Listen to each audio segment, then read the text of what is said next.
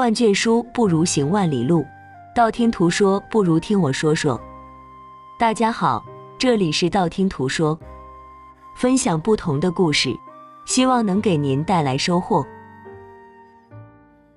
宋朝时期，大名县有一个叫张临安的男子，他40岁左右，靠种菜卖菜为生，日子过得孤苦伶仃的，麻绳总挑细处断，厄运专找苦命人。张临安就是一个苦命人，他幼年丧父，青年丧妻，中年丧子，人生的3大疾苦都被他摊上了，但他并没有向命运低头，依然坚强地活着。张临安在城郊有几分薄田，他就靠种菜为生，日子虽苦，可他知足常乐，生活虐他千百遍，他待生活如初恋，虽然经历了种种磨难，但并没有磨灭他的善良。尽管自己的日子很难过，看到别人有困难，他都会伸出援助之手。一日，张临安去卖菜，路上遇到一个哭泣的妇人，那妇人30多岁，他就上前问她为何哭泣。妇人说自己姓王，是临县人，几年前她丈夫去京城做生意，一直没有回家，也没有书信，她实在是不放心，就卖了家里的1亩薄田去找丈夫，谁知走到这里，银子就被人抢走了。张临安一听，就摸摸自己的口袋，但口袋里只有2个铜板，根本不够去京城的盘缠，说道：大妹子，你也别难过了，总会有办法的，你还没有吃饭吧？我家就在附近，你先去我家吃口饭再说。王氏见他面相老实，说话又很诚恳，不像坏人，就跟着他回家去了。张临安拿出自己平时舍不得吃的白面，给王氏烙了几个饼子。王氏已经2天没吃饭了，他一口气吃了3个大饼子才吃饱。张临安家中没有积蓄，他就想着给去借一些银子给王氏做盘缠，可那个年代大家都不富裕，他借了一个村子也没有借到几个铜板，就对王氏说道：大妹子，你在我家住几日，我再想想办法，凑够盘缠你就可以进京了，这里离京城还有很远，没有银子寸步难行。王氏就留在了张临安家里。张临安每日卖菜，根本挣不到几个铜板，还要买米买面，最后也剩不下几个钱，实在没有办法，张临安就卖了家中的那头毛驴，把卖毛驴的钱给了王氏当盘缠。王氏感动得热泪盈眶，说道：大哥，我从京城回来就会把钱还给你的。张临安帮助王氏，并没有指望他会还钱，很快就把这事忘了。就在几个月后，王氏就突然回来了，她面容憔悴，整个人都瘦了一圈。张临安觉得奇怪，就问她有没有找到丈夫。王氏听她这么问，就忍不住哭了起来。原来王氏与丈夫成亲多年没有孩子，但夫妻感情还可以。可她来到京城才知道，丈夫已经与一个4品大员的女儿成亲了，并且生育了一个儿子。王氏找到他后，他就写了一封休书把王氏休了。王氏在京城举目无亲，他身上的银子也花完了，他是讨饭回来的。王氏从脖子上取下一个玉坠，说道：张大哥，我也没有银子还你，这是我娘家陪嫁给我的，应该也值一些银子，大哥你就收下吧。张临安却说什么也不要，王氏只能收回了玉坠。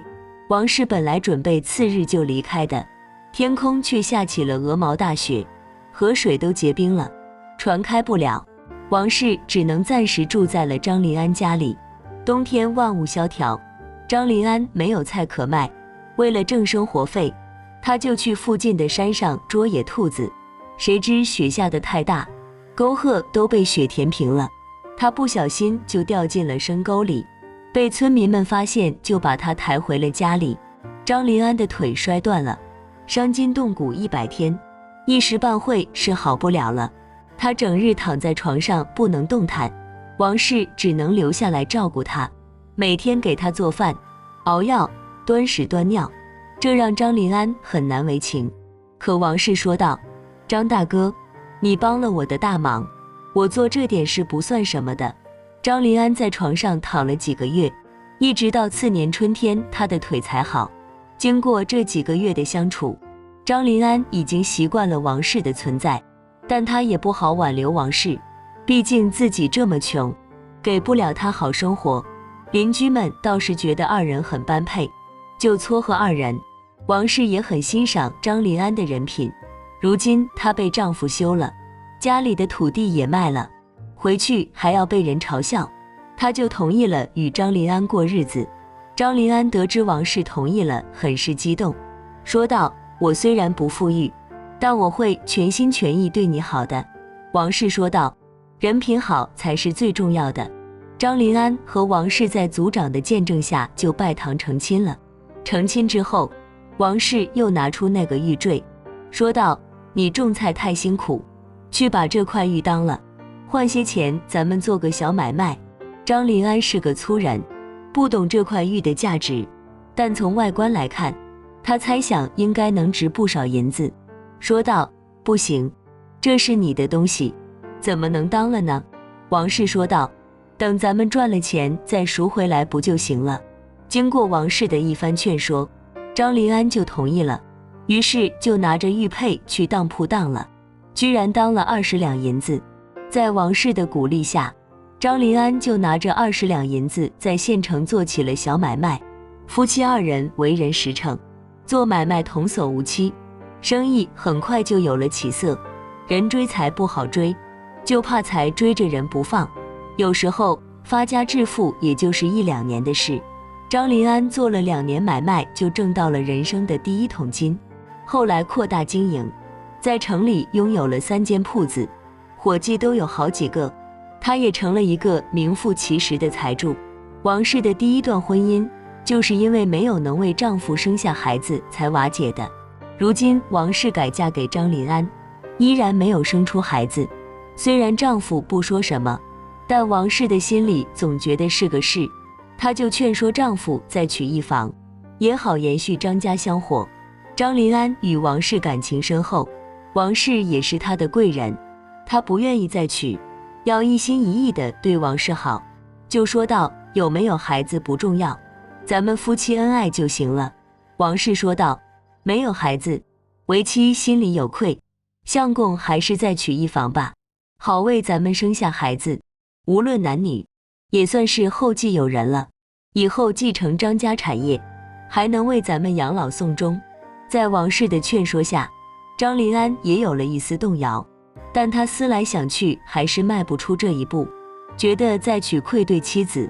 王氏见丈夫迟迟不行动，就主动张罗给他纳妾的事。那日，他去城西头的刘媒婆家里，让刘媒婆给张林安物色一个能生养的女子。刘媒婆说道：娘子放心吧，老婆子我也是阅人无数了，什么样的女子能生养，我一眼就看出来了，你回去等好消息吧。王氏离开刘媒婆家，走到路上的时候，就看见城里的马牙婆，那婆子拉扯着一个年轻的小女子，那女子哭哭啼啼的不肯往前走，哭着哀求马牙婆不要把她卖到那种地方，她可以去给人家做丫鬟。马牙婆说道：我花了那么多银子买你，把你卖给人家做丫鬟，连本钱都要搭进去，你也不要哭了，做女人不就是那么一回事，你到了那里，只要好好听话，我保证你吃香的喝辣的，穿金戴银，小日子能美上天。这小女子生得花容月貌，马牙婆是想把她卖到花柳巷去。王氏见女子哭得可怜，就动了恻隐之心，赶紧上前拦住了马牙婆，说道：这女子你要卖多少银子？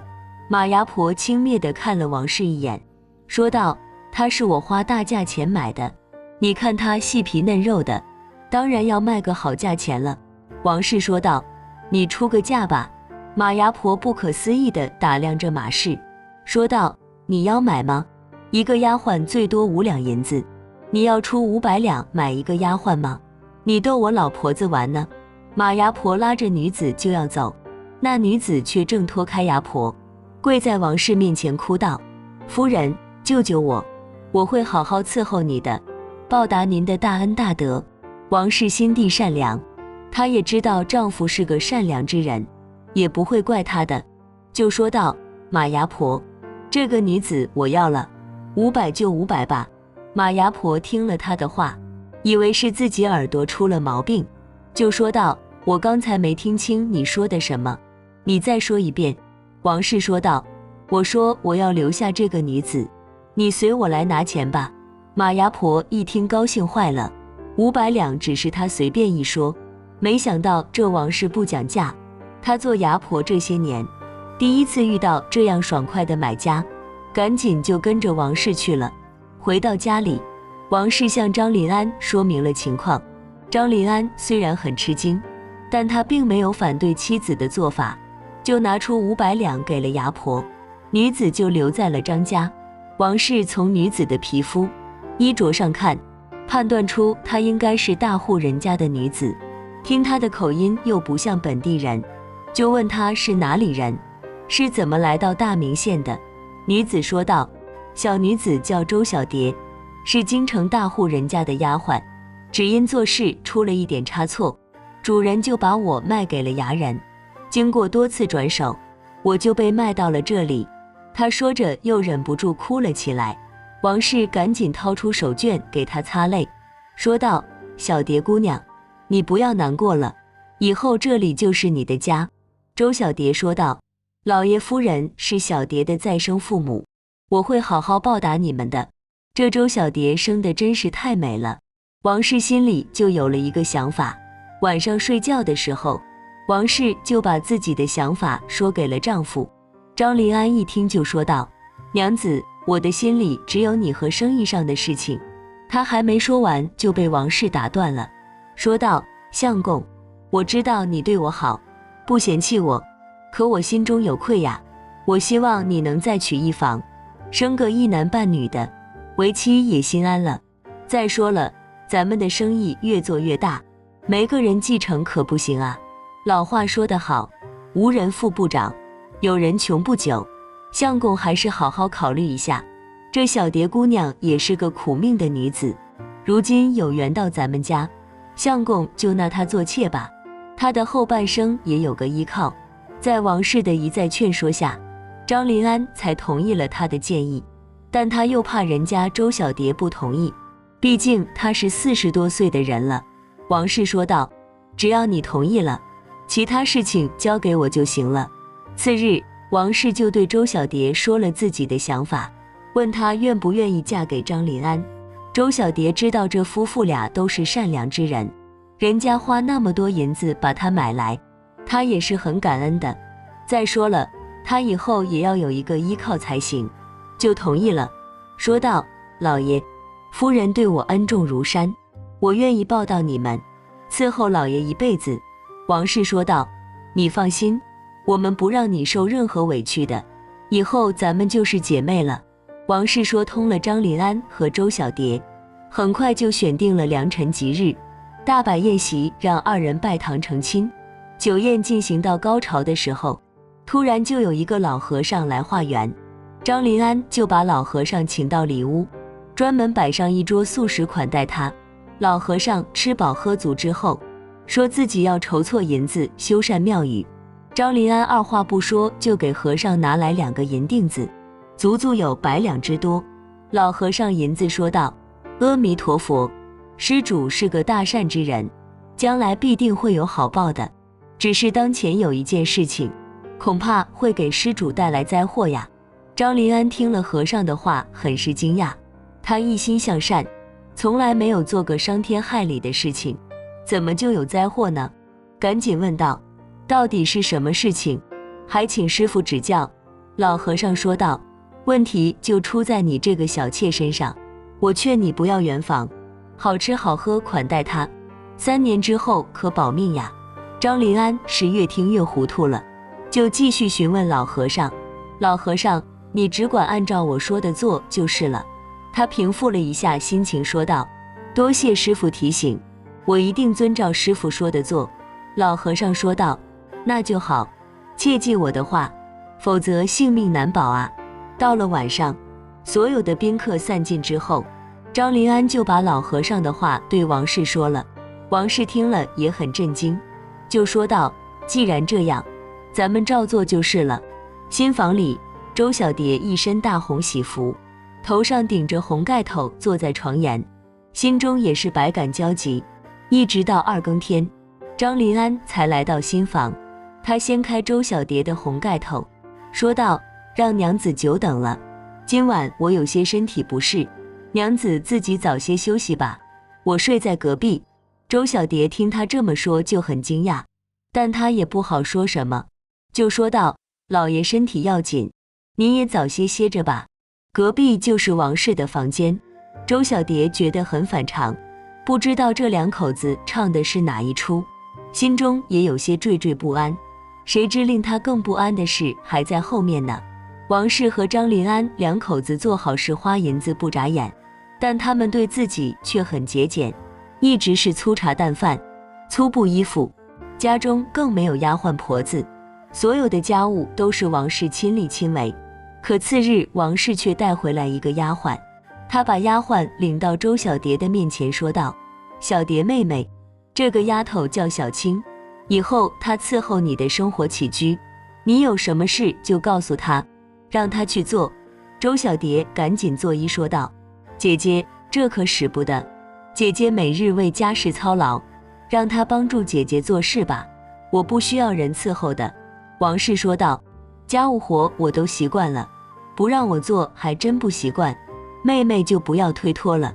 他又对小青说道：你好好伺候二夫人，有什么需要就告诉我。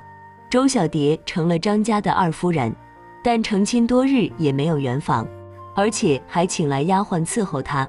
张临安夫妇每天都是粗茶淡饭，对她却是好茶好饭，绫罗绸缎，这让周小蝶是受宠若惊，惶恐不安。她看到王氏做家务就想去帮忙，王氏却说道：我是一个乡野村妇，这些活都干习惯了，妹妹细皮嫩肉的，就不要干这些粗活了，你还是歇着吧，你要是干了这些活，我可没得干了。周小蝶说道：老爷和姐姐对我太好了，我无以回报，心中是也是惶恐不安，还是让我帮你做一点吧，这样我的心里也会好受一点。王氏说道：茫茫人海能够相遇也是天大的缘分，妹妹不要想太多，只管吃好睡好就行。你要是闲在家里无聊，姐姐陪你出去转转，春暖花开的季节，郊外的风景美不胜收。王氏就陪着周小蝶出去踏青，几人在花丛中漫步，感受着大自然的美好。周小蝶突然就想到了什么，眼神就暗淡了下来。周小蝶在张家过着锦衣玉食的生活，她衣来伸手饭来张口，还有丫鬟伺候着，待遇就像大家小姐一样。就这样过了3年平静的生活。突然有一天，知县就带着一群官差来到张家，二话不说就绑了张临安夫妇，把周小蝶一起带到了县衙内院。他们见到了一个50多岁的老汉，这个老汉不是别人，正是京城的一品大员王大人。周小蝶看见王大人就跪在地上哭了起来，说道：老爷。王大人也是眼圈发红，赶紧扶起周小蝶，说道：莹儿，让你受苦了。原来周小蝶的真名叫周莹儿，她也不是大户人家的丫鬟，而是王大人最宠爱的小妾。3年前，周莹儿因为做错了事，王大人一气之下就把她赶出了家门。其实赶走周莹儿没有多久，王大人就后悔了。随着年龄的增长，他愈发思念周莹儿，于是就派人秘密调查，结果就调查出周莹儿在大名县张临安家里，而且做了张临安的小妾，这让他恼羞成怒，就亲自来到大名县找周莹儿，并准备治张临安夫妇的罪。他看着张临安怒道：你色胆包天，居然敢霸占老夫的爱妾。周莹儿赶紧说道：老爷，张大哥和王大姐他们都是好人，要不是他们，恐怕我今天就见不到老爷了。他就把自己在张家的情况详细对王大人说了。王大人得知张临安与周莹儿并没有夫妻之实，而且把周莹儿照顾得这么好，也就消了气，就命人为他们松绑，还摆上好酒好菜款待二人。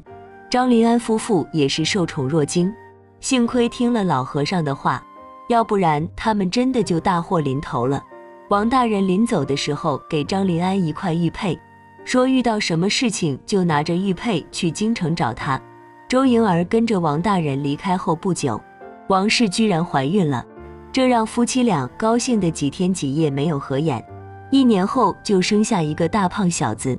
满月酒那天，那个老和尚又来了，张临安就把老和尚请进屋里招待，向他说了周莹儿的事情，问他是怎么预测到的。原来这个老和尚不是凡人，说道：善有善报，恶有恶报，不是不报时候未到。说完就消失不见了。张临安与王氏有了儿子，对他们来说人生也算圆满了，生活过得比蜜还甜，生意也越来越红火。一日，王氏的前夫突然来访，跪在王氏面前忏悔，恳求王氏原谅。原来他是无事不登三宝殿，他的岳父因贪赃枉法被朝廷判刑，家中财产也全部被炒。他听说张临安与京城的王大人有交情，就想求他们找王大人帮忙，给他留一条活路。当年他为了娶京城4品大员的女儿，居然抛弃自己的结发妻子王氏，如今落到这种下场，也是罪有应得。张临安就把他赶出了家门，他成了一无所有的穷光蛋，1年后就在抑郁中离世了。张临安的儿子长大后走上了仕途，与王大人的后代成了至交，仕途一路畅通，最后也做到了1品，光宗耀祖。好了，今天的故事就到这里了。看完这个故事后，不知道您有什么感想？欢迎在下方留言，不要忘了点赞和订阅，希望能给您带来收获。感谢您的观看，我们下期节目再见。